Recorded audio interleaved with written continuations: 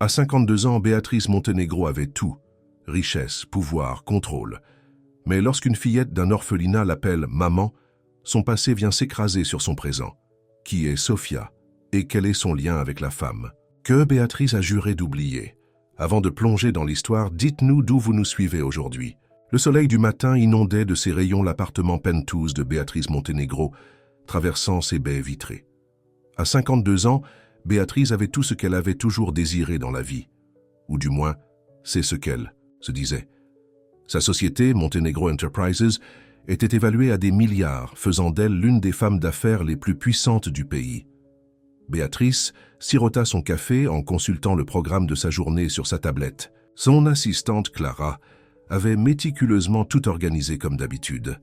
« Madame Montenegro, votre voiture sera prête dans 30 minutes », dit Clara en entrant dans le vaste salon. « La manifestation à la maison des enfants. De l'espoir commence à 11h00, mais la circulation pourrait être dense aujourd'hui. » Béatrice hocha la tête sans lever les yeux. « Merci, Clara, le chèque est-il prêt ?»« Oui, madame. 500 000 $, comme vous l'avez demandé. »« Bien. » Béatrice déposa sa tasse. Cela devrait satisfaire le conseil d'administration en ce qui concerne nos contributions caritatives pour le trimestre. Clara hésita puis dit « La directrice de l'orphelinat a mentionné qu'ils aimeraient que vous passiez un peu de temps avec les enfants lors de cette visite. Peut-être leur lire une histoire ?» Béatrice fronça les sourcils. « Je ne fais pas de lecture d'histoire, Clara. J'écris des chèques. Faites-leur bien comprendre cela. »« Oui, Madame Montenegro. » Béatrice se dirigea vers sa chambre pour terminer de se préparer. Elle choisit un tailleur bleu marine de créateur, professionnel et approprié pour un événement caritatif. En fermant son collier de perles, elle se contempla dans le miroir.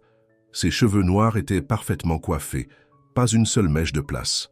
Son maquillage dissimulait tout signe de vieillesse. Pourtant, ses yeux verts semblaient vides, même à elle-même. « Tu as tout », murmura-t-elle à son reflet, « tout ce qui compte. » Une heure plus tard, la voiture noire et élégante de Béatrice arriva à la maison des enfants de l'Espoir. Le bâtiment était plus ancien qu'elle. Ne l'avait imaginé, mais bien entretenu. Une petite foule de reporters attendait dehors. « Je n'ai pas approuvé la couverture médiatique », dit Béatrice sèchement à Clara. « Vous ne l'avez pas fait, mais l'orphelinat a pensé que cela aiderait à obtenir des dons supplémentaires », expliqua Clara. « Dois-je leur demander de partir ?» Béatrice soupira. « Non, la publicité sera bonne pour l'entreprise. Finissons-en. » Dès qu'elle sortit de la voiture, les appareils photos se mirent à clignoter. Béatrice afficha son sourire de circonstance, celui qui n'atteignait jamais ses yeux. « Madame Montenegro, que ressentez-vous en soutenant la maison des enfants ?»« De l'espoir ?» lança un reporter. « Montenegro Enterprises croit en le devoir de rendre à la communauté, » répondit-elle avec aisance. « Ces enfants méritent toutes les chances de réussir. » La directrice de l'orphelinat, une femme âgée nommée Martha Wilson, accueillit Béatrice à l'entrée. « Madame Montenegro, nous sommes très honorés de vous recevoir aujourd'hui, » dit Martha en lui tendant la main. « Les enfants sont très enthousiastes.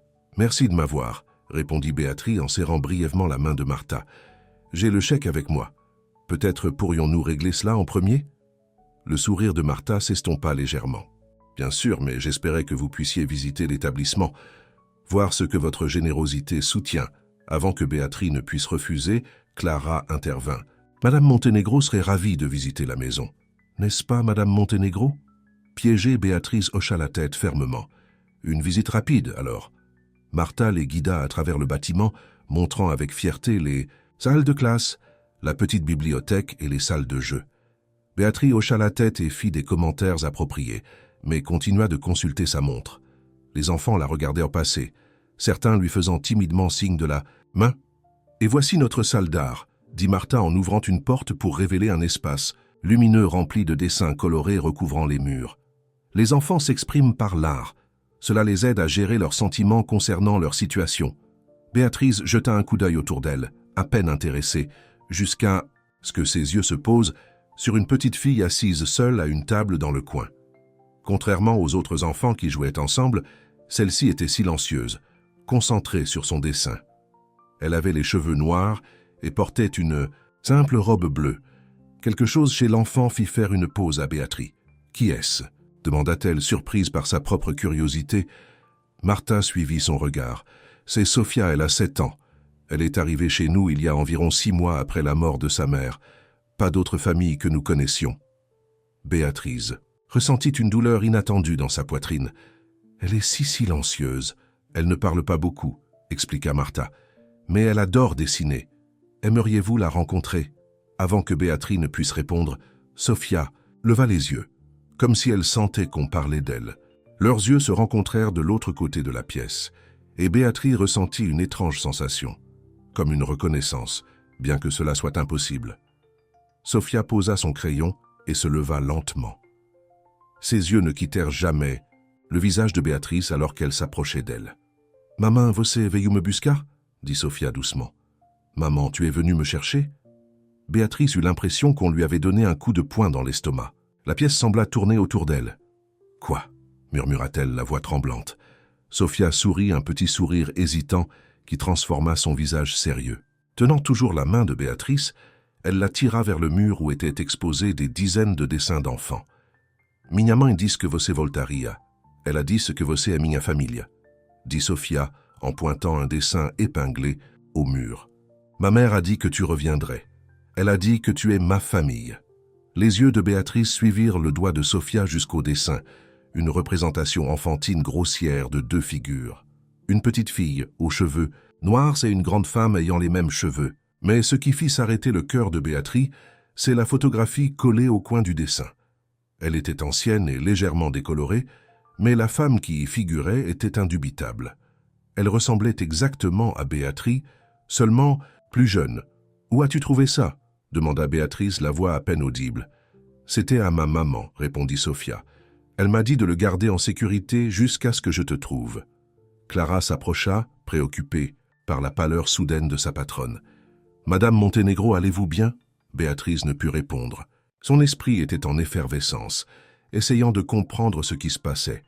Il devait s'agir d'une sorte d'erreur ou de ruse. « Je suis désolé, mais il doit y avoir un malentendu, » dit finalement Béatrice, en retirant sa main de celle de Sophia. « Je n'ai pas d'enfant, je n'ai pas de famille. » Le visage de Sophia s'affaissa, l'espoir dans ses yeux s'estompant. « Mais ma maman a dit... » « Sophia, » interrompit doucement Martha, « pourquoi tu n'irais pas finir ton dessin?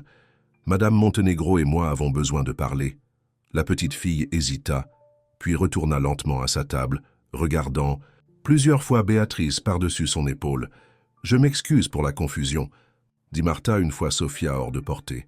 « La mère de Sophia est morte d'un cancer. Les derniers mois, elle était pas toujours lucide. Elle a peut-être raconté des histoires à Sophia pour la réconforter. Comment s'appelait sa mère ?» demanda Béatrice, regardant toujours la photographie. « Elena Cardozo », répondit Martha. « Elle était femme de ménage. Elle travaillait pour des familles riches de la ville. » Le nom frappa Béatrice comme une vague d'eau froide. Elena. Un nom qu'elle n'avait pas entendu depuis plus de 25 ans. « J'ai besoin de cette photographie », dit Béatrice brusquement.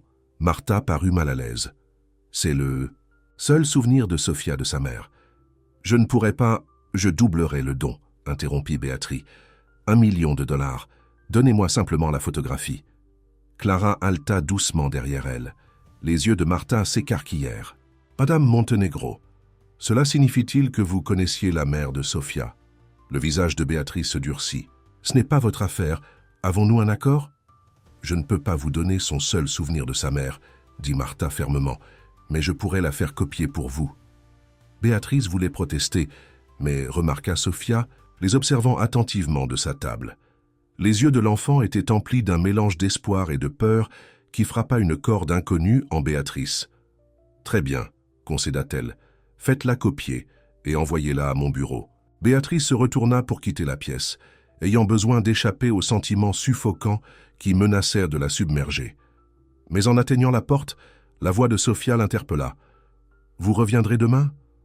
La question était si pleine d'espoir qu'elle stoppa Béatrice net. Sans se retourner, Béatrice répondit « Je suis une femme très occupée, Sophia. »« Mais vous êtes ma famille » insista Sophia, sa voix plus faible maintenant. Béatrice se retourna finalement pour faire face à l'enfant. « Je ne suis pas ta famille. Tu as fait une erreur. » La douleur qui traversa le visage de Sophia fit se serrer douloureusement la poitrine de Béatrice.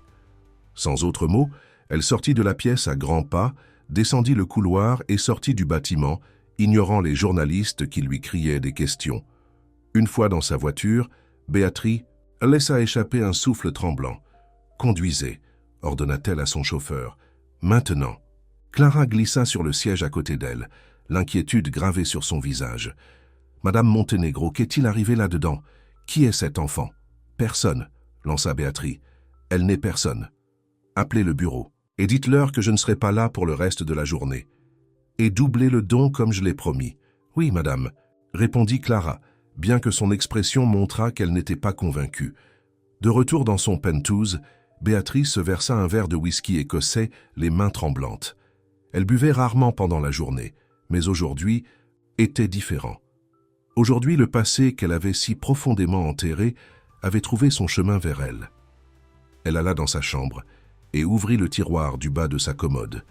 Un tiroir qu'elle n'avait pas ouvert depuis des années. À l'intérieur se trouvait une petite boîte en bois. Béatrice la sortit et la porta à son lit. Pendant plusieurs minutes, elle se contenta de regarder la boîte, ayant peur de l'ouvrir. Enfin, elle prit une profonde inspiration et souleva le couvercle. À l'intérieur se trouvaient quelques photos, des lettres et un petit médaillon en argent. Avec des doigts hésitants, elle prit une des photos. Elle montrait une version plus jeune d'elle-même, peut-être il y a 25 ans, debout à côté d'une autre jeune femme avec un sourire radieux, Elena Cardoso. « Ce n'est pas possible », murmura Béatrice à elle-même. « C'est impossible. » Mais alors que les souvenirs de cet été d'il y a 25 ans affluaient, Béatrice sut que l'impossible venait de devenir sa réalité. Et quelque part dans la ville, une petite fille aux yeux d'Elena attendait des réponses que Béatrice n'était pas sûre d'être prête à donner. Son téléphone sonna, affichant le numéro de Clara. « Qu'est-ce que c'est ?» répondit Béatrice sèchement. « Madame Montenegro, j'ai pensé que vous devriez le savoir, » dit Clara, sa voix hésitante. « J'ai fait quelques recherches rapides sur Sofia Cardoso. Son acte de naissance indique que sa mère est Elena Cardoso, mais... »« Quoi ?» ça demanda Béatrice, le cœur battant. La section du père est vide, mais il y a une note dans son dossier. Apparemment, avant sa mort, Elena a laissé une lettre scellée à remettre à la vraie famille de Sofia, si jamais il venait la chercher. Béatrice sentit la pièce tourner à nouveau. Que dit la lettre? Elle est toujours scellée. Martha dit qu'elle ne peut être ouverte que par la personne nommée sur l'enveloppe. Et qui est-ce? Demanda Béatrice, bien qu'au fond, elle connaissait déjà la réponse. Elle est adressée à Béatrice Montenegro, répondit doucement Clara. Elle vous est adressée. Béatrice dormit à peine cette nuit-là. L'image du visage plein d'espoir de Sofia continuait d'apparaître dans ses rêves, ainsi que les souvenirs d'Elena, des souvenirs qu'elle avait enfermés pendant des décennies. Le matin venu, elle s'assit sur son balcon, avec une tasse de café qui était, depuis longtemps, froide. La ville était déjà animée en contrebas, mais Béatrice se sentait déconnectée de tout cela, perdue dans le passé. La sonnette sonna, la faisant sursauter de ses pensées. Clara se tenait à la porte, tenant une enveloppe en papier Kraft. « Je suis désolée de vous déranger à la maison, Madame Montenegro, » dit Clara. « Mais Martha Wilson de l'orphelinat a envoyé ceci. C'est la copie de la photographie que vous avez demandée. » Béatrice prit l'enveloppe sans un mot. Clara hésita, puis ajouta « Il y a autre chose. Martha a mentionné que Sofia n'a pas cessé de vous demander. Elle est convaincue que vous êtes sa famille. »« Ce n'est pas mon problème, » dit sèchement Béatrice. L'expression de Clara se durcit légèrement. « Avec tout le respect que je vous dois, Madame Montenegro, je travaille pour vous depuis 8 ans. Je n'ai jamais rien vu vous affecter comme ça. Qui est cette petite fille pour vous ?» Béatrice se détourna. « Ce sera tout, Clara. La lettre d'Elena est toujours à l'orphelinat, » continua Clara, ignorant le renvoi. « Martha dit que vous pouvez la récupérer à tout moment. » Après le départ de Clara, Béatrice ouvrit l'enveloppe les mains tremblantes. La photographie était exactement comme elle s'en souvenait du dessin de Sofia. Elle montrait une version plus jeune d'elle-même, pas plus de 27 ans, souriant à la caméra. Béatrice ne se souvenait pas de la dernière fois qu'elle avait souri comme ça, avec une joie réelle qui lui atteignait les yeux. Elle retourna à la boîte en bois dans sa chambre et sortit une autre photographie. Celle-ci la montrait.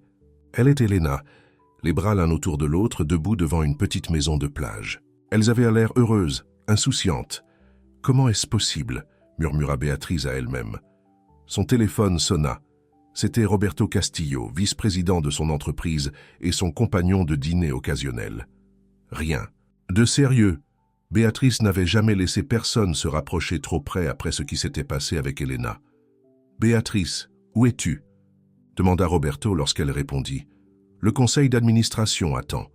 Nous avons la fusion Johnson à discuter. » Béatrice avait complètement oublié la réunion. « Je ne me sens pas bien, vous devrez vous en charger. »« Vous ne vous sentez pas bien ?» répéta Roberto, l'incrédulité dans la voix. « En 8 ans, vous n'avez jamais manqué une réunion du conseil d'administration.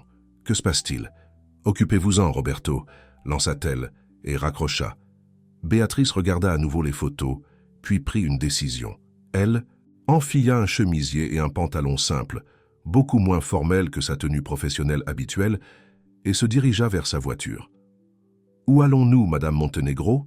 demanda son chauffeur. « L'orphelinat Hope. » répondit-elle, le cœur battant. Lorsque Béatrice arriva à l'orphelinat, Martha Wilson sembla surprise, mais pas mécontente de la voir. « Madame Montenegro, nous ne vous attendions pas aujourd'hui, » dit Martha, la conduisant dans un petit bureau. « Je veux voir Sophia, » déclara Béatrice, « et je veux lire cette lettre. » Martha étudia son visage attentivement. « Puis-je vous demander pourquoi vous êtes si intéressée par Sophia? Hier, vous attendiez à peine de partir. » Béatrice hésita. « Je connaissais sa mère. Il y a longtemps. Je m'en doutais, » acquiesça Martha. « Sophia est en cours de lecture en ce moment. La lettre est dans mon bureau. Elle vous attend depuis 6 mois. » Martha ouvrit un tiroir et sortit une enveloppe scellée, légèrement jaunie par le temps. L'écriture sur le devant disait simplement « Pour Béatrice Montenegro si jamais elle vient. Je vais vous laisser un peu d'intimité », dit Martha, posant la lettre sur le bureau et quittant la pièce. Béatrice regarda l'enveloppe pendant plusieurs minutes avant de finalement la prendre. Prenant une profonde inspiration, elle brisa le sceau et déplia la lettre à l'intérieur. « Ma très chère Béatrice, si tu lis ceci, alors 2 choses se sont produites. Je suis parti de ce monde et tu as trouvé notre Sophia. Oui, notre Sophia. Elle est autant à toi qu'à moi, même si tu n'as jamais su qu'elle existait. Lorsque je suis parti cet été-là, il y a 25 ans, je la portais déjà en moi. Je ne te l'ai pas dit parce que je savais ce que ta famille ferait, ce que ton père dirait. Tu venais de prendre la tête de l'entreprise. Tu avais tout ton avenir devant toi. J'ai fait le choix de disparaître de ta vie et d'élever notre fille. Seule, ce ne fut pas facile, mais Sophia a été ma plus grande joie. Elle a tes yeux, ta détermination, et parfois même ta stubbornness. Je ne lui ai jamais dit toute la vérité sur ses origines. Comment pourrais-je expliquer à une enfant qu'elle était née de l'amour, mais d'un amour que le monde n'accepterait pas? Mais je lui ai parlé de toi. Je lui ai montré ta photo, et je lui ai dit qu'un jour, si le destin était bienveillant, elle pourrait te rencontrer. Je ne sais pas ce qui t'a poussé à la retrouver après toutes ces années. Peut-être le hasard, mais je choisis de croire que c'était quelque chose de plus, ce fil invisible qui nous a toujours liés et qui maintenant te relie à elle. Sophia aura besoin de toi maintenant. Elle n'a personne d'autre. Je sais que c'est un choc et tu as tout le droit de t'en aller. La Béatrice que je connaissais avait un bon cœur derrière tous ces murs qu'elle avait construits. J'espère que ce cœur est toujours là. Je t'ai aimé chaque jour depuis notre séparation. Et j'ai aimé notre fille chaque seconde de sa vie. À jamais tienne. Elena, les mains de Béatrice tremblaient tellement que la lettre est tombée sur le bureau. Des larmes coulaient sur son visage, des larmes qu'elle ne s'était pas autorisée à verser depuis des décennies. Les mots d'Elena avaient rouvert des blessures qu'elle croyait guéries depuis longtemps. Elle se souvenait de cet été dans la maison de plage de sa famille. Elena avait été embauchée comme aide saisonnière. Elles étaient tombées amoureuses rapidement, intensément. Mais lorsque le père de Béatrice a découvert leur relation, il avait menacé de déshériter Béatrice et de détruire financièrement la famille d'Elena. Béatrice avait choisi son héritage et l'entreprise plutôt que l'amour, croyant qu'Elena serait mieux sans elle de toute façon. Et maintenant, 25 ans plus tard, elle découvrait que ce choix lui avait coûté une fille. Un léger coup à la porte interrompit ses pensées. Martha jeta un coup d'œil. « Le cours de Sophia est terminé, » dit-elle doucement. « Aimerais-tu la voir ?» Béatrice essuya rapidement ses larmes et hocha la tête. Martha la conduisit dans une petite bibliothèque où Sophia était assise seule sur un tapis coloré, lisant un livre d'images. Quand Sophia leva les yeux et vit Béatrice, tout son visage s'illumina. « Tu es revenue !» s'exclama-t-elle, sautant sur ses pieds et courant vers Béatrice. Béatrice resta figée, ne sachant pas comment réagir lorsque Sophia lui passa les bras autour de la taille dans un câlin serré. Lentement, maladroitement, elle tapota le dos de l'enfant. « J'ai dit à tout le monde que tu reviendrais », dit Sophia, la regardant avec un grand sourire. « Personne ne m'a cru, mais je le savais. » Béatrice s'agenouilla pour être au niveau des yeux de la fille. En la regardant maintenant, elle pouvait voir Elena dans son sourire, mais la forme de ses yeux et la ligne de sa mâchoire ressemblaient indéniablement aux siens. « Sophia, » dit Béatrice prudemment, « nous devons parler de ta mère et de moi ?» Sophia hocha la tête sérieusement. « Tu es mon autre maman. Maman a dit que tu ne savais rien de moi, mais que si tu le savais, tu m'aimerais. » La simple certitude dans la voix de Sophia brisa quelque chose en Béatrice. Comment Elena avait-elle pu être si sûre alors que Béatrice elle-même ne savait pas ce qu'elle ferait? « Ta mère était une personne très spéciale, » réussit à dire Béatrice. « Elle est au paradis maintenant, » dit Sophia d'un ton neutre. « Mais elle m'a dit que tu prendrais soin de moi quand elle ne le pourrait. » Plus. Béatrice sentit la panique monter dans sa poitrine. Prendre soin d'elle, devenir du jour au lendemain la mère d'une enfant de 7 ans, c'était impossible. Elle dirigeait des entreprises, pas des familles. Elle avait des réunions de conseils d'administration et des conférences internationales, pas des ramassages scolaires et des histoires pour le coucher. « Sophia, ce n'est pas si simple. » décommença Béatrice. « Tu ne me veux pas ?» demanda Sophia, sa voix petite et soudainement effrayée. La question frappa Béatrice comme un coup physique. C'était la même question qu'elle s'était posée à propos d'Elena il y a toutes ces années. Elena ne la voulait-elle pas assez pour rester et se battre pour leur amour? Mais maintenant, elle comprenait qu'Elena avait fait son choix par amour et non malgré lui. Avant que Béatrice ne puisse répondre, son téléphone sonna de nouveau. C'était Roberto. « Béatrice, où es-tu? Le conseil d'administration est dans le chaos. Johnson menace de se retirer de la fusion si tu ne lui assures pas personnellement qu'elle va de l'avant. »« Je ne peux pas parler maintenant, Roberto, » dit Béatrice, regardant le visage inquiet de Sophia. « Qu'est-ce que tu veux dire par « tu ne peux pas parler » ? C'est un marché de 50 millions de dollars. » Sophia recula, sentant la tension. L'espoir dans ses yeux commença à s'estomper, remplacé par une expression de résignation qu'aucun enfant de 7 ans ne devrait connaître. « C'est bon, » dit Sophia doucement. « Maman a dit que tu étais très importante et occupée. Elle a dit que tu n'aurais peut-être pas de place pour moi. » En ce moment, en regardant le petit visage courageux de Sophia, Béatrice se vit enfant, essayant toujours de gagner l'approbation de son père, toujours se faisant dire que les affaires passaient avant tout, que les émotions étaient une faiblesse. « Roberto, » dit-elle au téléphone, sa voix ferme, « occupe-toi-en, c'est pour ça que je te paie. Je ne serai pas au bureau aujourd'hui, ni demain. En fait, je prends le reste de la semaine de congé. » Elle raccrocha sans attendre sa réponse et se retourna vers Sophia. « Ta mère avait tort sur un point, » dit Béatrice, sa voix plus douce qu'elle ne l'avait été depuis des années. « J'ai de la place pour toi, je ne le savais pas avant maintenant. » Le sourire de Sophia revint, plus brillant qu'avant. « Est-ce que ça veut dire que... je peux rentrer à la maison avec toi ?» Béatrice lança un coup d'œil à Martha qui avait observé leur interaction depuis l'entrée. « Ce n'est pas si simple, » expliqua Martha. « Il y a une procédure légale. Madame Montenegro devrait demander la tutelle ou l'adoption. Il y aurait des études à domicile, des vérifications des antécédents. » « Combien de temps tout cela prendrait-il » demanda Béatrice. « Des mois, généralement. Parfois plus longtemps. » Le visage de Sophia retomba. « Donc je dois rester ici ?» Béatrice réfléchit rapidement. « Et si je devenais d'abord une famille d'accueil? Cela peut se faire plus rapidement, n'est-ce pas ?» Martha sembla surprise. « Oui, mais il y a encore une formation obligatoire, des papiers. J'embaucherai le meilleur avocat spécialisé dans les affaires familiales de la ville, » dit Béatrice avec décision. « Quoi qu'il en coûte pour accélérer ce processus. » Martha sourit en connaissance de cause. « Tu es vraiment déterminée, n'est-ce pas? Laisse-moi faire quelques appels. Nous pourrions peut-être commencer le processus aujourd'hui, mais Sophia devrait quand même rester ici jusqu'à ce que tu sois approuvée. » Béatrice se retourna vers Sophia. « Est-ce que ça te va?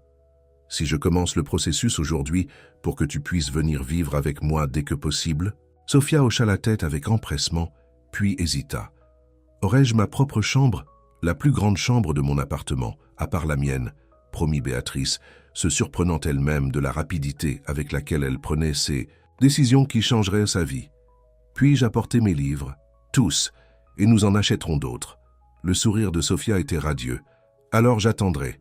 Maman a dit que tu valais la peine d'attendre. Martha toussa. Sofia, pourquoi tu n'irais pas ranger tes affaires du cours d'art? J'ai besoin de parler à Madame Montenegro seule. Une fois que Sofia fut partie, Martha se tourna vers Béatrice avec une expression sérieuse. Madame Montenegro, êtes-vous sûre de cela? Accueillir un enfant, surtout un enfant qui a connu des pertes, est une responsabilité énorme. Votre vie va complètement changer. Ma vie a changé au moment où Sofia m'a appelé maman hier, répondit Béatrice. Je ne l'ai réalisé que maintenant. Et votre entreprise? Vos voyages d'affaires? Les nuits tardives?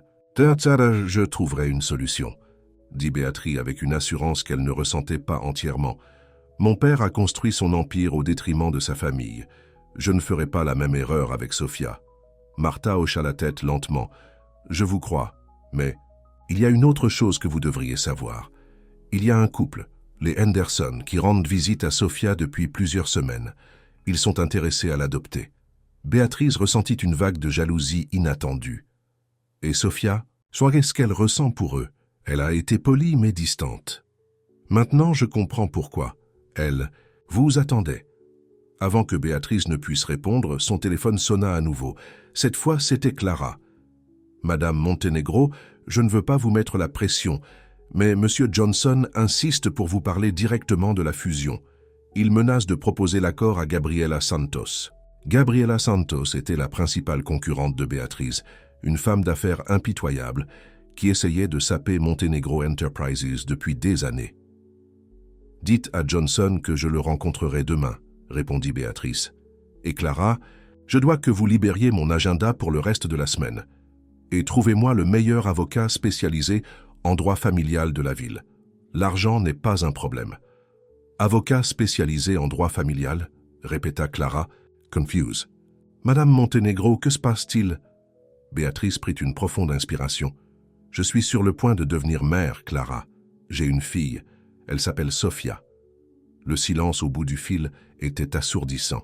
« Je vous expliquerai tout plus tard, » continua Béatrice. « Pour l'instant, faites ce que je vous demande. » En raccrochant, Béatrice aperçut Sofia qui se tenait dans l'embrasure de la porte, la regardant avec ses grands yeux pleins d'espoir. « Aimerais-tu voir une photo de ta mère et moi ensemble ?» demanda Béatrice, fouillant dans son sac à main pour trouver la vieille photographie. Sofia hocha la tête avec empressement et vint se tenir à côté d'elle. Béatrice lui montra la photo de la maison de plage. « Nous étions très jeunes, » expliqua Béatrice. « Ta mère était la personne la plus gentille que j'ai jamais connue. » Sofia traça le contour du visage d'Elena du doigt. « Elle a l'air heureuse. » Elle l'était à ce moment-là. Nous l'étions toutes les deux. « Étiez-vous amoureuse ?» demanda Sofia avec cette franchise que seuls les enfants peuvent avoir. La question prit Béatrice au dépourvu. « Oui, » admit-elle, après un moment. « Très amoureuse. »« Alors pourquoi ne êtes-vous pas restés ensemble ?» Béatrice eut du mal à trouver une réponse qu'une enfant de 7 ans pourrait comprendre. Parfois, les adultes font des erreurs. Nous pensons faire ce qu'il faut, mais ce n'est pas le cas. J'ai fait une erreur en laissant ta mère partir. Mais maintenant, vous m'avez trouvé, dit Sofia comme si cela réglait tout. Oui, maintenant je t'ai trouvé, acquiesça Béatrice, ressentant un étrange mélange de chagrin et de joie. Et je ne vais pas te laisser partir. Alors que Sofia lui souriait, Béatrice réalisa qu'elle venait de faire une promesse qu'elle allait devoir tenir, une promesse qui allait changer sa vie à jamais. Pour la première fois en 25 ans, elle sentit quelque chose d'inhabituel se réveiller dans son cœur, l'espoir. Mais en dehors des murs paisibles de l'orphelinat, des nuages d'orage se rassemblaient. Roberto convoquait une réunion d'urgence du conseil d'administration de Montenegro Enterprises. Gabriela Santos contactait déjà Johnson au sujet de la fusion, et les Henderson se rendaient à l'orphelinat, prêts à officialiser leur intérêt pour l'adoption de la petite fille dont ils étaient tombés amoureux. Le nouveau chemin de Béatrice ne serait pas facile, mais en regardant Sofia, sa fille, elle savait qu'il n'y avait pas de retour en arrière. Le lendemain matin, Béatrice était assise dans la salle de conférence de Montenegro Enterprises, faisant face aux regards interrogateurs des membres de son conseil d'administration. Elle avait convoqué une réunion d'urgence, non pas pour discuter de la fusion Johnson comme tout le monde s'y attendait, mais pour faire une annonce qui allait les choquer tous. « À partir d'aujourd'hui, déclara Béatrice, la voix ferme, je vais restructurer mon rôle dans l'entreprise. Je resterai PDG, mais je délèguerai une grande partie de mes responsabilités quotidiennes à Roberto. » Roberto, assis à sa droite, faillit s'étouffer avec son café. « Quoi ? C'est la première fois que j'entends parler de ça. » Les autres membres du conseil d'administration échangèrent des regards inquiets. Richard Wellington, le plus ancien membre, se pencha en avant. « Béatrice, tout va bien. Êtes-vous malade ?» demanda-t-il, l'inquiétude évidente dans la voix. « Je suis en parfaite santé, » les assura Béatrice, « mais ma situation personnelle a changé. J'ai récemment découvert que j'ai une fille. » La salle explosa en murmures et en exclamations choquées. « Une fille ?» répéta Victoria Patel, la directrice financière, incrédule. « Comment est-ce possible? Vous n'avez jamais été marié, jamais mentionné un enfant. »« C'est compliqué, » répondit Béatrice. « Elle s'appelle Sophia. Elle a 7 ans. Et jusqu'à récemment, je ne savais pas qu'elle existait. Sa mère l'a élevée seule, mais elle est décédée. Sophia est actuellement à la maison d'enfants de l'Espoir, et je commence la procédure pour devenir sa tutrice légale. » Le silence qui suivit fut assourdissant. « C'est inattendu, » dit enfin Richard. « Mais vous n'avez sûrement pas besoin de vous retirer de vos responsabilités. Beaucoup d'entre nous ont des enfants et s'en sortent très bien. Engagez une nounou, une gouvernante, tout ce dont vous avez besoin. » Béatrice secoua la tête fermement. « Sophia a déjà perdu une mère. Elle ne sera pas élevée par du personnel pendant que je continue à travailler 16 heures par jour. J'ai pris cette décision hier, et elle est définitive. » Roberto, qui s'était remis de son choc initial, prit la parole. « Béatrice, le timing ne pourrait pas être pire. La fusion Johnson se poursuivra comme prévu, » interrompit Béatrice. « Vous êtes plus que capable de la gérer, Roberto. C'est pourquoi je vous nomme directeur de l'exploitation avec effet immédiat. » Cette annonce créa une nouvelle vague de réactions surprises autour de la table. « J'ai préparé des plans de transition détaillés pour chacun d'entre vous. » Continua Béatrice, distribuant des dossiers. « Ce n'est pas une retraite. Je serai toujours impliqué dans toutes les décisions importantes et la stratégie. Mais mes heures de présence au bureau seront réduites et je travaillerai à domicile. 2 jours par semaine. » Alors que la réunion se poursuivait, Béatrice présenta sa nouvelle vision de l'entreprise, une vision qui comprenait des politiques plus favorables aux familles et des modalités de travail flexibles pour tous les employés. Lorsqu'elle congédia enfin le conseil d'administration, seul Roberto resta derrière. « Pourquoi ne m'avez-vous pas parlé de cela en privé ?» demanda-t-il, la peine évidente dans la voix. « Nous avons été proches. Je pensais que nous partagions les choses. » Béatrice soupira. « Je suis désolé, Roberto, tout s'est passé si vite. Je suis encore en train de le traiter moi-même. Et cet enfant, êtes-vous sûr qu'elle est vôtre? Avez-vous fait un test ADN? Cela pourrait être une sorte d'arnaque. » Sa mère était Elena Cardozo, dit Béatrice doucement. Nous étions ensemble il y a 25 ans, avant que je ne reprenne l'entreprise. Sophia à mes yeux, ma mâchoire, et Elena a laissé une lettre expliquant tout. L'expression de Roberto s'adoucit légèrement. Je n'ai jamais su que vous étiez... C'était une autre époque, dit Béatrice, l'interrompant. Mon père m'aurait désavoué s'il avait su. J'ai choisi l'entreprise plutôt qu'Elena, et elle est partie sans me dire qu'elle était enceinte. Roberto resta silencieux un instant, puis demanda « Que puis-je faire pour vous aider ?» Béatrice ressentit une vague de gratitude. Gérer la fusion Johnson. Et peut-être, venez dîner la semaine prochaine. Pour rencontrer Sophia? Roberto hocha la tête. Bien sûr, mais Béatrice, vous devriez savoir, les nouvelles concernant Sophia pourraient me fuiter. La presse va s'en donner à cœur joie. Laissez-les faire, répondit Béatrice avec une détermination qui la surprit elle-même. J'en ai fini de cacher qui je suis. Plus tard cet après-midi-là, Béatrice rencontra Patricia Vasquez, l'avocate spécialisée en droit familial que Clara avait trouvée pour elle.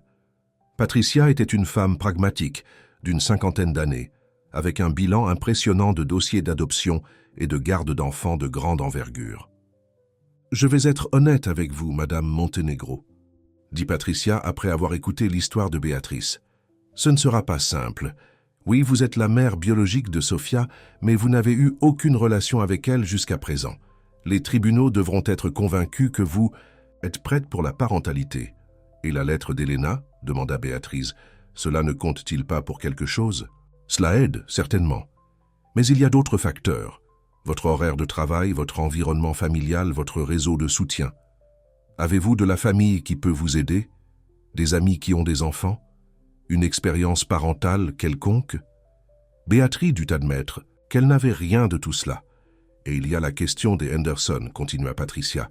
S'ils ont déjà commencé la procédure d'adoption, nous devrons agir rapidement. L'argent n'est pas un problème, déclara fermement Béatrice. Quoi qu'il en coûte, l'expression de Patricia se durcit. Madame Montenegro, avec tout le respect que je vous dois, il ne s'agit pas d'argent. Les juges des tribunaux de famille que je connais ne seront pas impressionnés par votre richesse. Ils voudront voir un engagement sincère et une préparation à la parentalité. Béatrice se sentit correctement réprimandée. Que dois-je faire? Pour commencer, suivez les cours de formation pour les parents nourriciers. Tous, pas seulement le minimum requis.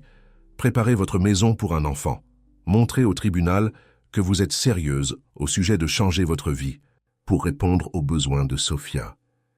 Béatrice hocha la tête, prenant des notes. Quoi d'autre? Préparez-vous à un examen minutieux, a prévenu Patricia. Une fois que cela sera public, les médias vont fouiller dans votre passé, votre relation avec Elena, tout. Et, compte tenu de votre notoriété, le tribunal pourrait être très prudent et ne pas précipiter la procédure. Alors que Béatrice rentrait dans son penthouse en voiture, son esprit était submergé par tout ce qu'elle devait faire. Elle avait déjà chargé Clara de commander des meubles pour la chambre de Sofia, un lit, un bureau, des étagères. Mais les paroles de Patricia résonnaient dans sa tête. Il ne s'agissait pas d'acheter des choses, il s'agissait de créer un foyer. En entrant dans son appartement, Béatrice le vit sous un nouveau jour. Le design minimaliste, l'art coûteux, les meubles blancs immaculés, rien de tout cela n'était adapté aux enfants. L'endroit ressemblait à ce qu'il était, la maison d'une femme d'affaires célibataire, sans enfants et sans projet d'en avoir. « Ça ne fera pas l'affaire », murmura-t-elle. Elle passa la soirée à faire des recherches sur le développement de l'enfant, à dresser des listes de livres à lire et à consulter les écoles du quartier. Vers minuit, épuisée mais déterminée, elle alla enfin se coucher. Son téléphone sonna tôt le lendemain matin. C'était Martha de l'orphelinat. « Madame Montenegro, je pensais que vous devriez le savoir. Les Henderson sont là. Ils ont apporté des documents indiquant leur intention d'adopter Sofia. » Béatrice s'assit dans son lit, soudainement bien réveillée. Sofia est-elle au courant? Pas encore. Je voulais vous appeler en premier. Ils lui rendent visite depuis des semaines. Ce sont de bonnes personnes. Un médecin et une institutrice. Ils ont une jolie maison dans la banlieue avec un grand jardin. Béatrice ressentit une pointe de jalousie et d'inadéquation. Il semblait parfait, le genre de parent stable et expérimenté que n'importe quel tribunal privilégierait. « Que veut Sofia ?» demanda Béatrice. « Elle n'arrête pas de demander quand vous reviendrez », a admis Martha. Mais les Henderson ont été très gentils avec elle. Ils lui apportent des cadeaux, l'emmènent en promenade quand nous le permettons. « J'y serai dans 1 heure », décida Béatrice. Fidèle à sa parole, Béatrice arriva à la maison des enfants, espérance juste au moment où les heures de visite commençaient. En traversant la réception, elle remarqua un couple assis dans la salle d'attente. Un homme et une femme d'une 40aine d'années, bien habillés et tenant un cadeau emballé. Les Henderson, supposa-t-elle. Martha la rejoignit dans le couloir. Sofia est dans la salle de jeu. Les Henderson ont rendez-vous avec elle à 10 heures. J'aimerais les rencontrer, dit Béatrice, avec Sofia. Martha parut incertaine. Cela pourrait être gênant pour tout le monde, surtout pour Sofia. S'il vous plaît, Martha, j'ai besoin de savoir qui sont ces personnes qui veulent prendre ma fille. Martha finit par accepter et Béatrice alla chercher Sofia dans la salle de jeu. Quand Sofia la vit, elle sauta de l'endroit où elle jouait avec des blocs et courut vers elle. « Vous êtes revenue !» s'exclama-t-elle en embrassant Béatrice autour de la taille. Béatrice se retrouva à sourire sincèrement. « Je vous avais promis que je le ferais, n'est-ce pas? Êtes-vous là pour me ramener à la maison ?» demanda Sofia avec espoir. Béatrice s'agenouilla à sa hauteur. « Pas encore, ma chérie. Il y a encore quelque chose que nous devons arranger d'abord. Mais je travaille dessus tous les jours. Le visage de Sophia s'affaissa légèrement, mais elle hocha la tête courageusement. D'accord, je peux être patiente. Sophia, commença Béatrice prudemment, connais-tu les Henderson? Le couple qui te rend parfois visite? Sophia hocha la tête. Le docteur Mark et Madame Jane, ils sont gentils, ils m'apportent des livres. Et comment te sens-tu lorsqu'ils te rendent visite? Sophia haussa les épaules. Ils sont gentils, répéta-t-elle. Mais quoi? Demanda Béatrice doucement. Ils veulent que je les appelle maman et papa, chuchota Sophia. Mais j'avais déjà une maman. Et maintenant, je vous ai. Béatrice sentit son cœur se gonfler. Sophia, les Henderson sont là aujourd'hui. Ils veulent t'adopter, faire de toi un membre de leur famille. Les yeux de Sophia s'écarquillèrent d'alarme. Mais je ne veux pas y aller avec eux. Je veux aller avec vous. Vous êtes ma vraie famille. Je sais, apaisa Béatrice en serrant Sophia dans ses bras. Je veux ça aussi, mais il y a une procédure à suivre. Et une partie de cette procédure consiste à être honnête avec les Henderson sur ce que nous voulons. Vont-ils être en colère? Demanda Sophia d'une petite voix. Non, ils ne seront pas en colère, l'assura Béatrice. Bien, qu'elle n'en soit pas tout à fait sûre. Ils veulent simplement ce qu'il y a de mieux pour toi, et moi aussi. À ce moment-là, Martha apparut dans l'embrasure de la porte avec les Henderson. Mark était grand avec des yeux bienveillants derrière des lunettes, et Jennifer avait un sourire chaleureux qui s'affaiblit légèrement lorsqu'elle vit Béatrice serrer Sophia dans ses bras. Sophia, le docteur Mark et Madame Jane sont là pour te voir, annonça Martha. Les Henderson s'approchèrent, et Sophia se rapprocha de Béatrice, lui serrant la main fermement. « Bonjour, Sophia, » dit Jennifer chaleureusement. « Nous t'avons apporté quelque chose. » Elle tendit le cadeau emballé, mais Sophia ne fit aucun geste pour le prendre. « Je crois que certaines présentations sont nécessaires, » dit Martha sentant la tension. « Mark et Jennifer Henderson, voici Béatrice Montenegro. » Les sourcils de Mark se levèrent en signe de reconnaissance. « La PDG de Montenegro Enterprises, qu'est-ce qui vous amène ici ?» Avant que Martha ne puisse répondre, Béatrice prit la parole. « Je suis la mère biologique de Sophia. » Le choc sur les visages des Henderson était palpable. « C'est impossible, » dit Jennifer. « Le dossier de Sophia indique que sa mère est décédée. C'était une femme de ménage nommée Elena. Elena était la mère biologique de Sophia, » expliqua Béatrice calmement, bien que son cœur battait la chamade. « Je ne connaissais pas Sophia jusqu'à récemment. Elena et moi étions ensemble il y a de nombreuses années, mais elle ne m'a jamais dit qu'elle était enceinte lorsque nous nous sommes séparés. C'est une révélation assez importante, dit Mark se remettant légèrement. Mais avec tout le respect que je vous dois, Madame Montenegro, nous rendons visite à Sophia depuis des semaines. Nous avons commencé la procédure d'adoption. Nous avons préparé une chambre pour elle dans notre maison. Je comprends, dit Béatrice, sincèrement sympathique. Et je suis désolé pour la confusion. Mais je suis le parent biologique de Sophia et j'ai l'intention de l'élever. Jennifer s'agenouilla à la hauteur de Sophia. « Sophia, ma chérie, est-ce vrai?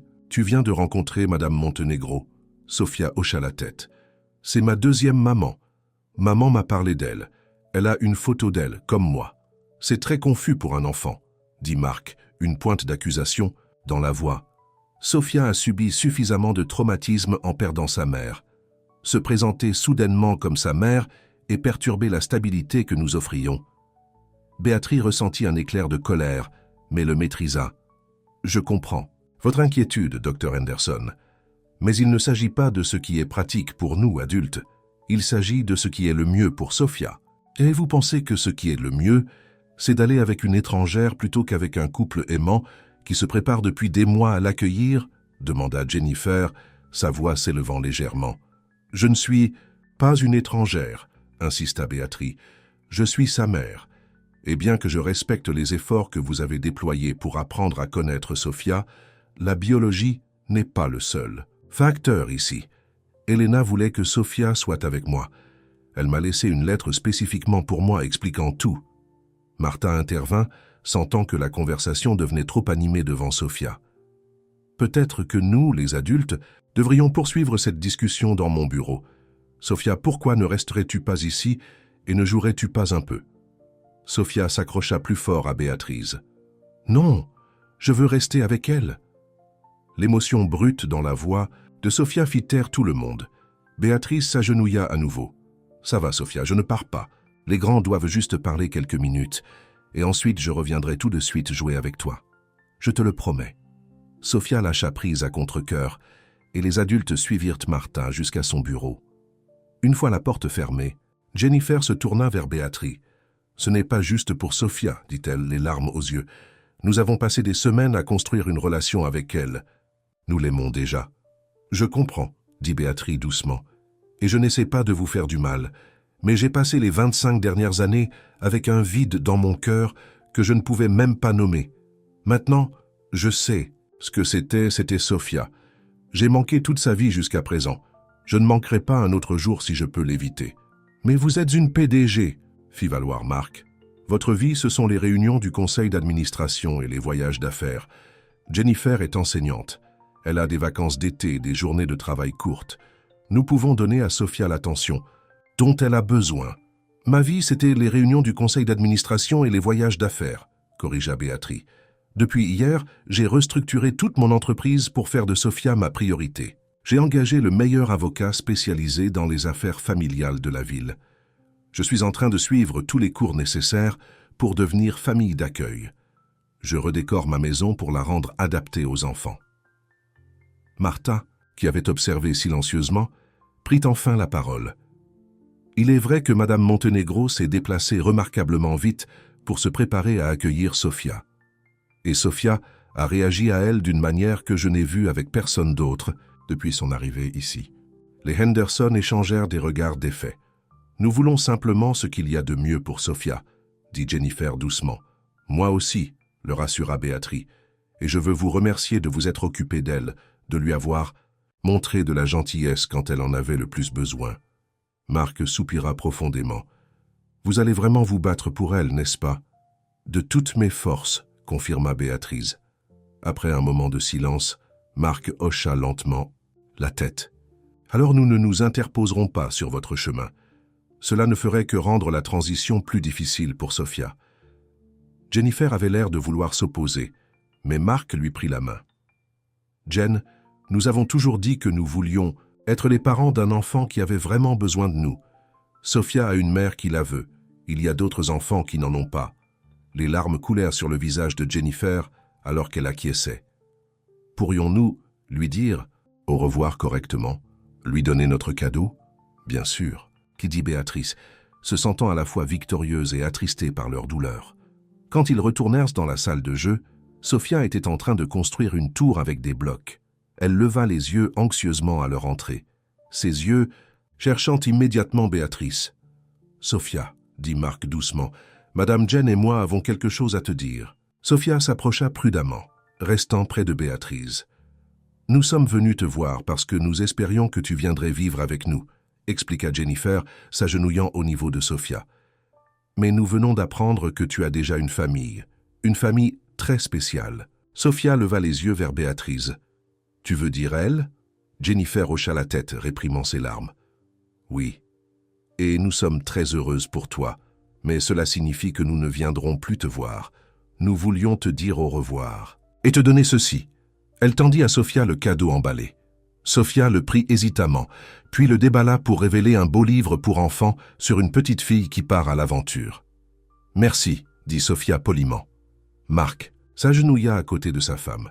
« Nous voulons que tu saches que nous tenons beaucoup à toi, Sophia, et nous sommes heureux que tu aies trouvé ta famille. » Sophia surprit tout le monde en donnant un rapide câlin aux deux Henderson. « Vous êtes des gens gentils. J'espère que vous trouverez un enfant gentil qui a besoin d'une famille. » Cette simple et honnête déclaration fit monter les larmes aux yeux de tous. Les Henderson firent leurs adieux et partirent, les épaules lourdes mais la tête haute. Après leur départ, Sophia se tourna vers Béatrice. « Tu es triste ?»« Un peu, » admit Béatrice. « Il tenait vraiment à toi. Mais tu es ma vraie maman, » dit Sophia avec la certitude que seul un enfant pouvait avoir. « Maman Elena l'a dit. » Béatrice sourit, sentant un poids se soulever de ses épaules. « C'est vrai. Et bientôt, nous serons toujours ensemble. »« Quand ?» demanda Sophia avec impatience. Eh bien, j'ai une bonne nouvelle à ce sujet, interrompit Martha. J'ai parlé aux services sociaux, et compte tenu des circonstances particulières et des ressources de Madame Montenegro, ils ont accepté d'accélérer le processus. Vous pourriez commencer les visites de week-end dès ce samedi. Sofia poussa un cri de joie et serra Béatrice dans ses bras. Ce samedi, vraiment, vraiment, confirma Béatrice, la serrant dans ses bras. Et j'ai une autre surprise.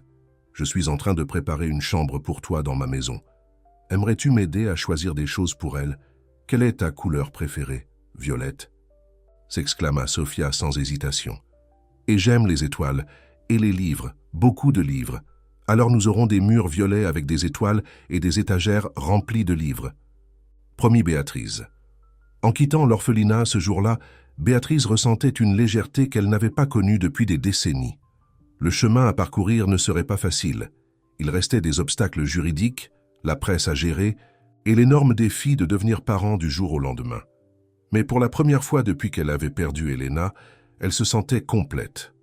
Ce qu'elle ne savait pas, c'est que de l'autre côté de la ville, un homme nommé Carlos Cardoso, le frère d'Elena, revenait tout juste de 5 années de travail à l'étranger. Il était assis dans un petit café, lisant un journal avec le visage de Béatrice sur la page des affaires et se demandant pourquoi le nom lui semblait si familier. Le titre disait « La PDG de Montenegro restructure son entreprise pour sa fille ». Surprise, Carlos faillit laisser tomber son café. « Béatrice Montenegro », murmura-t-il, « la Béatrice d'Elena ?» En lisant l'article, son expression s'assombrit. Elena lui avait parlé de Béatrice il y a des années, de la femme riche qui avait brisé le cœur de sa sœur, qui avait choisi l'argent plutôt que l'amour. La femme qui, selon cet article, réclamait maintenant la fille d'Elena comme la sienne. « Pas si j'y peux quelque chose », jura Carlos, pliant le journal avec des mains déterminées. Il sortit son téléphone et composa un numéro. « Bonjour, je voudrais parler à un avocat spécialisé dans les affaires familiales. Il s'agit de ma nièce, Sofia Cardoso. » Le samedi de la première visite de week-end de Sofia arriva avec un temps parfait, ensoleillé et chaud, comme si les cieux eux-mêmes approuvaient ce nouveau départ. Béatrice avait passé toute la semaine à préparer son penthouse.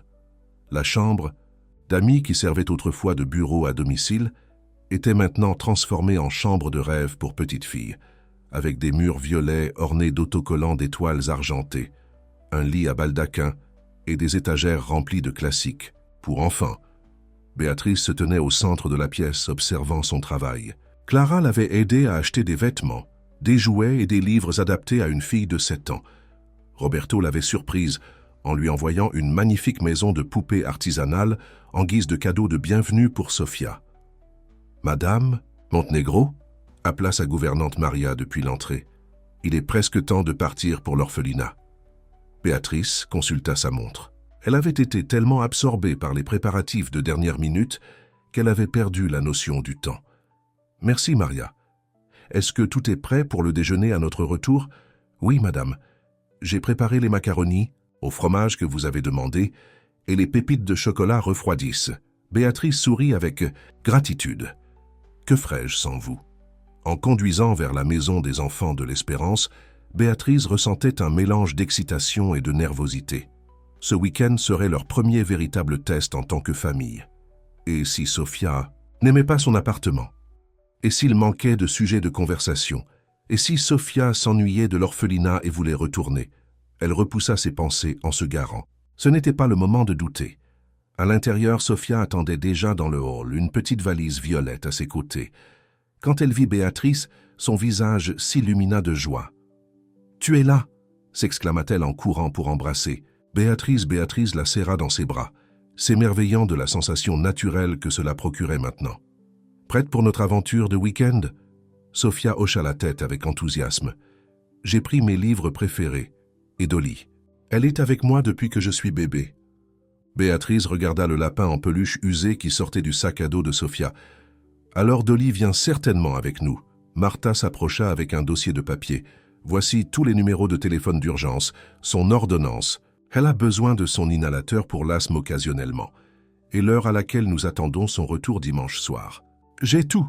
l'assura Béatrice, prenant le dossier. « Et j'ai programmé votre numéro dans mon téléphone. » Martha sourit. Passez un excellent week-end. Sophia, souviens-toi de ce dont on a parlé. Utilise tes mots si tu as besoin. Ça de quelque chose. Sophia hocha la tête solennellement. Je le ferai. Alors qu'elle se dirigeait vers la voiture main dans la main, Béatrice avait l'impression que tout le monde les regardait. Cette paire improbable, la puissante PDG et la petite fille orpheline. Mais le seul avis qui comptait était celui de Sophia. « J'ai une surprise pour toi à la maison », dit Béatrice en aidant Sophia à boucler sa ceinture de sécurité. Les yeux de Sophia s'écarquillèrent. « Quel genre de surprise ?»« Si je te le disais, ce ne serait pas une surprise, » taquina Béatrice. « Mais je pense que tu vas aimer. » Le trajet jusqu'au penthouse de Béatrice fut rythmé par les bavardages enthousiastes de Sophia à propos de ses amis de l'orphelinat, de ses livres préférés et de son rêve d'avoir un jour un chien. « Tu avais un chien quand tu étais petite ?» demanda Sophia. Béatrice secoua la tête. « Non, mon père n'autorisait pas les animaux. Il disait qu'ils étaient sales et destructeurs. »« C'est triste, » dit simplement Sophia. « Tout le monde devrait avoir un chien. »« Peut-être qu'on pourra en parler, » se surprit-elle à dire, surprenant même elle-même. Un chien n'avait jamais fait partie de son projet de vie, mais une fille non plus. En arrivant à l'immeuble, Sophia fut impressionnée par le concierge qui les accueillit par leur nom et par l'ascenseur nécessitant une clé spéciale pour accéder à l'étage du penthouse. « Tu habites tout en haut ?» demanda Sophia avec émerveillement. « Comme une princesse dans une tour ?» Béatrice rit. « Je n'y avais jamais pensé comme ça, mais oui, je suppose que oui. » Dès qu'elles entrèrent dans l'appartement, Sophia haleta. « C'est si grand. Tout ça est à toi ?»« À nous, » corrigea doucement Béatrice. « Viens, je vais te montrer ta chambre. » Elle conduisit Sophia dans le couloir, s'arrêtant devant la porte ornée d'une plaque en bois sur laquelle était peint « La chambre de Sophia » en lettres mauves. Un autre cadeau de Roberto qui apparemment avait des talents cachés. « Vas-y », encouragea Béatrice. « Ouvre-la. » Sophia poussa la porte et resta figée sur le seuil, les yeux grands ouverts d'émerveillement. « Elle est mauve, avec des étoiles, exactement comme je voulais. » Elle courut dans la chambre, touchant tout, la douce couette, les livres sur les étagères, le bureau enfantin près de la fenêtre avec des fournitures artistiques soigneusement disposées. « Tout ça est pour moi ?» demanda-t-elle, la voix pleine d'incrédulité. « Tout pour toi », confirma Béatrice. « Tu aimes ?» La réponse de Sophia fut de jeter ses bras autour de la taille de Béatrice. « C'est la plus belle chambre du monde. » Le reste de la journée passa dans un tourbillon de bonheur. Elles déjeunèrent ensemble, jouèrent à des jeux de société que Clara avait eu la bonne idée d'acheter et passèrent du temps à lire sur le balcon. Sophia était ravie de chaque nouvelle découverte dans l'appartement. De la machine à glaçons du réfrigérateur à la vue de la ville depuis les fenêtres du salon. Ce soir-là, alors que Béatrice glissait Sophia dans son nouveau lit, elle ressentit un sentiment de paix qu'elle n'avait jamais connu auparavant. « Béatrice ?» demanda Sophia, somnolente, serrant Dolly contre sa poitrine. « Oui, mon cœur, quand je viendrai vivre avec toi pour toujours, je peux t'appeler maman ou mamie, puisque maman Elena est ma première maman. » Béatrice sentit des larmes piquer ses yeux. « J'aimerais beaucoup ça. »« Bien, » murmura Sophia, ses yeux se fermant. « Bonne nuit, maman. »« Bonne nuit, ma chérie, » chuchota Béatrice en embrassant le front de Sophia. Alors qu'elle refermait à moitié la porte de Sophia, la laissant entr'ouverte comme Martha l'avait conseillé pour un enfant dans un nouvel endroit, Béatrice ressentit une profonde gratitude pour cette seconde chance qui lui avait été donnée, mais tandis que Béatrice vivait la joie de sa première nuit en tant que mère, de l'autre côté de la ville, Carlos Cardoso rencontrait un avocat nommé Victor Ramirez, connu pour son approche agressive des batailles pour la garde. « Vous me dites donc que cette femme riche, qui a rejeté votre sœur il y a 25 ans, veut maintenant réclamer Sophia comme sa propre fille ?» demanda Victor en consultant l'article de journal. Carlos hocha la tête sombrement. « Elena a élevé Sophia seule. Elle a lutté, a occupé plusieurs emplois, mais elle ne s'est jamais plainte. Et maintenant, cette femme pense pouvoir débarquer et jouer les mères, après tout ce que ma sœur a enduré. Et vous étiez proche de votre sœur et de votre nièce. » Carlos remua inconfortablement. « J'étais beaucoup à l'étranger pour le travail, des projets de construction en Europe, en Asie.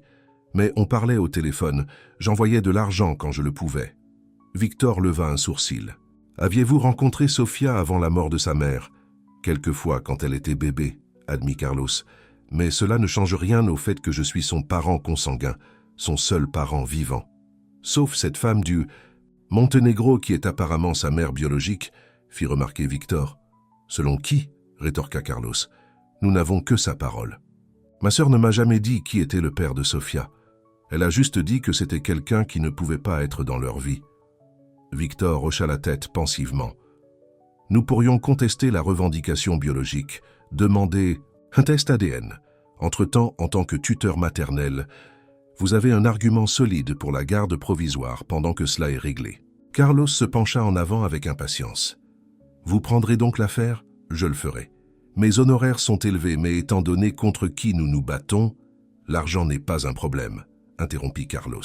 J'ai pas mal économisé grâce à mon travail à l'étranger, et c'est pour Elena, pour Sofia. Ce que Carlos n'a pas mentionné, c'est la vraie raison de sa détermination.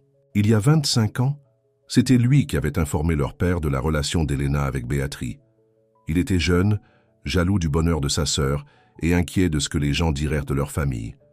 Les conséquences qui en ont résulté ont éloigné Elena, non seulement de Béatrice mais de toute leur famille. Carlos avait passé des années à essayer de se faire pardonner, mais Elena ne lui avait jamais complètement pardonné. C'était sa chance de rachat. Le dimanche soir arriva trop vite pour Béatrice et Sofia. Le week-end avait été parfait. Elles avaient visité un musée pour enfants, mangé des glaces au parc et passé des heures à mieux se connaître. Lorsqu'il fut temps de retourner à l'orphelinat, Sofia s'accrocha à Béatrice. « Je ne veux pas y retourner », pleura-t-elle. « Je veux rester avec toi. » Béatrice s'agenouilla pour se mettre au niveau des yeux de Sofia. « Je sais, mon cœur, moi aussi je veux ça. Mais nous devons suivre les règles pour que tu puisses venir vivre avec moi définitivement. Ce n'est plus qu'un petit moment. »« Promis ?» demanda Sofia en essuyant ses larmes. « Je te le promets, » jura Béatrice. « Rien ne nous séparera. » Après avoir déposé Sofia, Béatrice retourna dans son appartement, qui semblait étrangement vide sans la présence de l'enfant. Elle était sur le point de se verser un verre de vin lorsque son téléphone sonna. C'était Patricia, son avocate. « Béatrice, on a un problème, » dit Patricia, sans préambule. Le frère d'Elena a déposé une demande de garde de Sofia. Béatrice sentit son sang se glacer. Elena avait un frère? Carlos Cardozo. Il affirme qu'en tant que tuteur maternel et seul parent consanguin, il devrait avoir la priorité pour la tutelle. « Mais je suis sa mère, » protesta Béatrice. « Il conteste cette affirmation, » expliqua Patricia. « Il veut un test ADN et demande au tribunal de lui accorder la garde provisoire pendant que l'affaire est réglée. Peut-il faire ça? Il peut essayer. Et son avocat, Victor Ramirez, est connu pour jouer sale en matière de droit familial. Nous devons nous rencontrer dès demain matin pour nous préparer. » Béatrice dormit à peine cette nuit-là. La pensée de perdre Sofia maintenant, après qu'elle soit devenue si proche, était insupportable. Lorsqu'elle arriva au bureau de Patricia le lendemain matin, elle était un mélange d'épuisement et de détermination. « Je ne la perdrai pas », déclara Béatrice dès qu'elle s'assit. Patricia hocha la tête.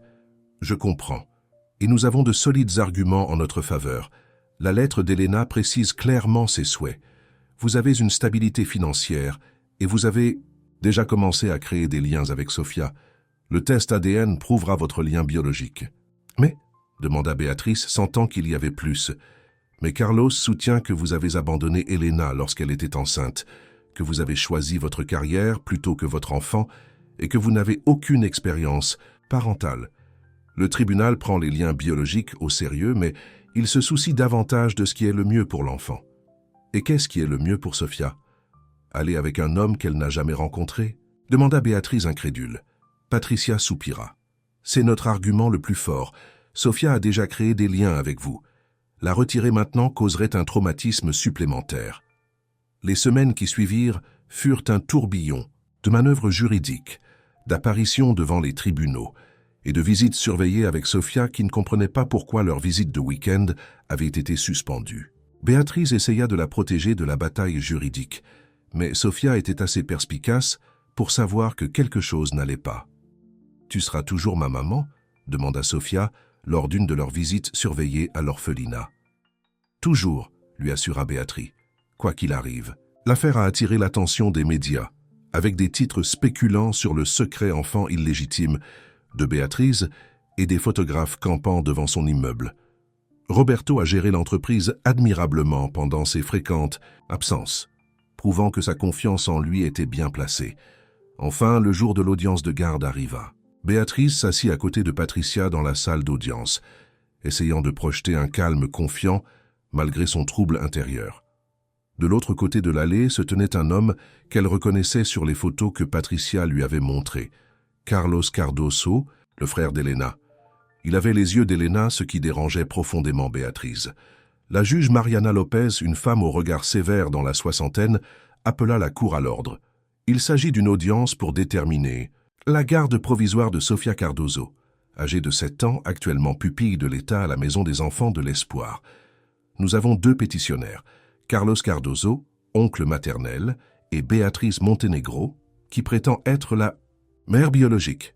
Victor Ramirez se leva. Madame la juge, ma cliente conteste la demande de Madame Montenegro faute de preuves. Nous demandons un test ADN avant de poursuivre. Les résultats du test ADN ordonné par ce tribunal il y a 3 semaines ont déjà été soumis, fit remarquer la juge Lopez en examinant le dossier. Il confirme avec une certitude de 98,9% que Béatrice Montenegro est la mère biologique de Sofia. Carlos eut l'air choqué, et Béatrice réalisa qu'il ne le savait vraiment pas. Elena n'avait jamais dit à sa famille qui était l'autre parent de Sofia. Même ainsi, Madame la juge, insista Victor. Madame Montenegro n'a eu aucun rôle dans la vie de Sofia jusqu'à il y a 2 mois. Mon client est l'oncle de Sofia, qui est resté en contact avec sa sœur et sa nièce tout au long de la vie de Sofia. Est-ce exact, monsieur? Cardoso, demanda directement la juge. Vous avez entretenu des contacts réguliers avec votre nièce. Carlos hésita puis admit. J'ai travaillé à l'étranger pendant une grande partie de la vie de Sofia, mais j'appelais quand je le pouvais. J'ai envoyé de l'argent. Selon les rapports de l'assistante sociale de Sofia, elle n'a jamais mentionné un oncle Carlos et il n'y a aucune trace d'appel régulier ou de soutien financier, fit remarquer la juge Lopez. L'audience se poursuivit, les 2 parties présentant leurs arguments. Patricia a mis l'accent sur la lettre d'Elena, les préparatifs de Béatrice pour la parentalité et le lien qui s'était déjà créé entre Béatrice et Sofia. Victor s'est concentré sur le manque d'expérience parentale de Béatrice, sa carrière exigeante et le lien familial naturel que représentait Carlos. Finalement, la juge Lopez prit la parole. « J'aimerais entendre Sofia. Elle est assez grande pour exprimer ses préférences, que le tribunal prendra en considération. » Une avocate pour l'enfant nommée par le tribunal amena Sofia dans la salle d'audience. Sofia avait l'air petite et effrayée, jusqu'à ce qu'elle aperçoive Béatrice qui lui adressa un sourire encourageant. « Sofia, » dit doucement la juge Lopez, « sais-tu pourquoi tu es ici aujourd'hui ?» Sofia hocha la tête. « Parce que vous décidez avec qui je vais vivre. C'est exact. Il y a 2 personnes qui aimeraient que tu viennes vivre avec elles. Les connais-tu toutes les 2 ?» Sofia regarda Béatrice. « Je la connais. C'est ma 2e maman. Maman Elena m'a parlé d'elle, et puis je l'ai trouvée. »« Et connais-tu cet homme ?» demanda la juge Lopez en désignant Carlos. Sofia l'étudia un instant, puis secoua la tête. « Non, qui est-il ?»« Je suis ton oncle Carlos, » dit-il, la voix légèrement brisée. « Le frère de ta mère. Je venais te voir quand tu étais bébé. » Sofia continua à le regarder d'un air vide. « Je ne me souviens pas de toi. Sofia, » continua la juge Lopez. « Si tu pouvais choisir où vivre, que voudrais-tu » Sans hésitation, Sofia désigna Béatrice. Avec elle. Dans ma chambre violette avec les étoiles, on a déjà lu des livres ensemble et elle me met en sécurité, comme maman Elena. La juge Lopez hocha la tête. Merci, Sofia. Tu as été très courageuse et très utile. Après que Sofia eut été escortée à l'extérieur, la juge s'adressa à la salle d'audience. Dans des cas comme celui-ci, je dois prendre en compte de nombreux facteurs. Les liens biologiques, les souhaits du parent décédé, les préférences de l'enfant et surtout, quel environnement apportera stabilité et amour. Elle regarda directement Carlos. « Monsieur Cardoso, même si je respecte votre désir de garder votre nièce dans la famille, les preuves suggèrent que vous avez eu un contact minimal avec Sofia. Elle ne vous connaît pas. De plus, la lettre de votre sœur exprime clairement Son souhait que Madame Montenegro élève Sofia. Carlos commença à protester, mais la juge Lopez leva la main. « Laissez-moi terminer. Madame Montenegro a démontré un engagement sincère à devenir parent. Elle a restructuré sa vie, préparé sa maison et surtout a noué un lien significatif avec Sofia. » La juge Lopez mélangea ses papiers, puis rendit son verdict.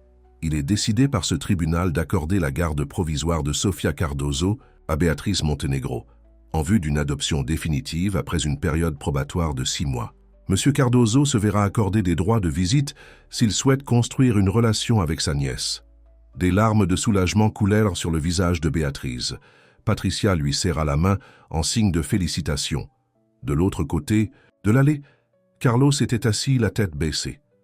Alors que les gens commençaient à sortir de la salle d'audience, Béatrice prit une décision surprenante. Elle alla vers lui. « Monsieur Cardoso », dit-elle doucement. Il leva les yeux, la colère et la défaite dans les yeux. « Que voulez-vous? Vous avez gagné. »« Il ne s'agit pas de gagner, » dit Béatrice. « Il s'agit de Sofia.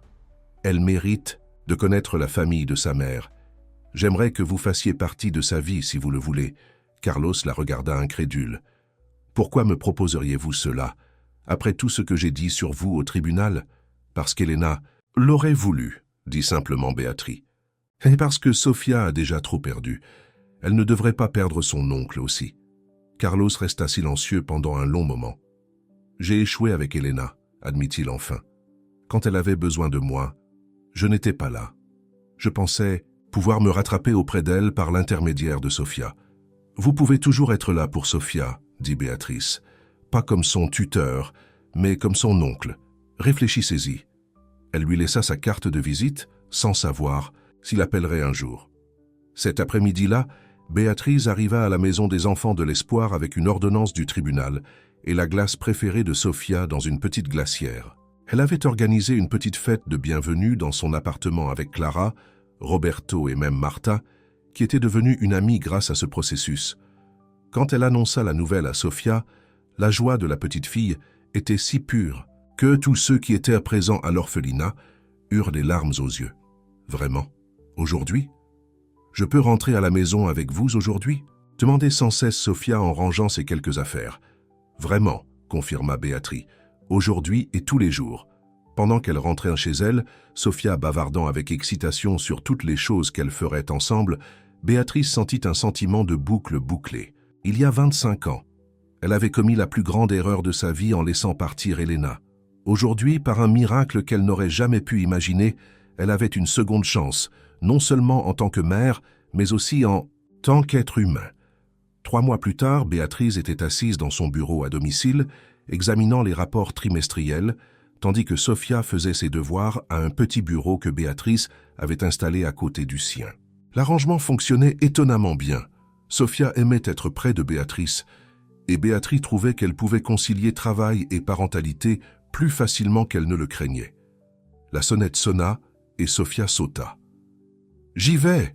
Vérifie d'abord qui c'est » lui rappela Béatrice, souriant à la routine domestique qu'elles avaient développée. « C'est l'oncle Carlos » répondit Sofia. « Puis-je ouvrir la porte ?»« Vas-y » répondit Béatrice, sauvegardant son travail et les rejoignant dans l'entrée. Carlos avait pris son offre au sérieux. Après quelques visites initiales gênantes, lui et Sofia avaient commencé à nouer une relation. Il lui racontait des histoires sur Elena lorsqu'elle était enfant, lui montrait des photos de famille et lui apportait même la vieille guitare d'Elena qu'il apprenait à Sofia à jouer. « J'ai apporté un dessert », dit Carlos en levant une boîte de boulangerie. « Le préféré d'Elena, le pastel de nata. Le mien aussi », s'exclama Sofia. « Je sais », sourit Carlos. « Ta mère te les faisait tous les dimanches. » Alors qu'ils partageaient un dessert et des histoires dans la cuisine, Béatrice observa l'affection facile entre l'oncle et la nièce. Leur relation cicatrisait les vieilles blessures, non seulement celle de Sofia, mais aussi celle de Carlos, et peut-être même celle de Béatrice. Plus tard dans la soirée, après le départ de Carlos et la préparation de Sofia pour le coucher, Béatrice la trouva assise par terre dans sa chambre, regardant la photographie d'Elena. « Elle me manque », dit simplement Sofia. Béatrice s'assit à côté d'elle. « Elle me manque aussi. Penses-tu qu'elle peut nous voir ?» demanda Sofia. « Penses-tu qu'elle sait qu'on s'est retrouvés ?» Béatrice prit Sofia dans ses bras tendrement. « J'en suis sûre. Et je pense qu'elle est très heureuse. Sofia se blottit contre elle. Moi aussi. J'ai de nouveau une maman, un oncle et une chambre violette avec des étoiles. Et une famille qui t'aime beaucoup, ajouta Béatrice. Alors que Sofia s'endormait cette nuit-là, Béatrice resta sur le seuil de la porte à la regarder. Cet enfant miraculeux qui avait changé sa vie avec 7 mots simples. « Maman, tu es venue me chercher ?»« Oui, pensa Béatrice. Je suis venue te chercher. Et en te trouvant, je me suis retrouvée. » Elle ferma la porte de Sofia à moitié et alla dans sa propre chambre, où la lettre d'Elena était dans le tiroir de sa table de nuit. Elle n'avait plus besoin de la lire. Elle connaissait chaque mot, par cœur. Mais elle la gardait près d'elle, comme un rappel de l'amour qui avait créé Sofia, l'amour qui avait attendu 25 ans pour faire le tour complet. Dans son bureau, les rapports trimestriels pouvaient attendre le matin. Ce soir, Béatrice avait tout ce dont elle avait besoin ici, dans cette maison qui n'était autrefois qu'une maison, avec la fille qui n'était autrefois qu'un rêve qu'elle ne savait pas qu'elle avait. La vie lui avait donné une seconde chance grâce à 7 mots qui avaient tout changé, et cette fois, Béatrice Montenegro n'allait pas laisser l'amour s'échapper. Fine,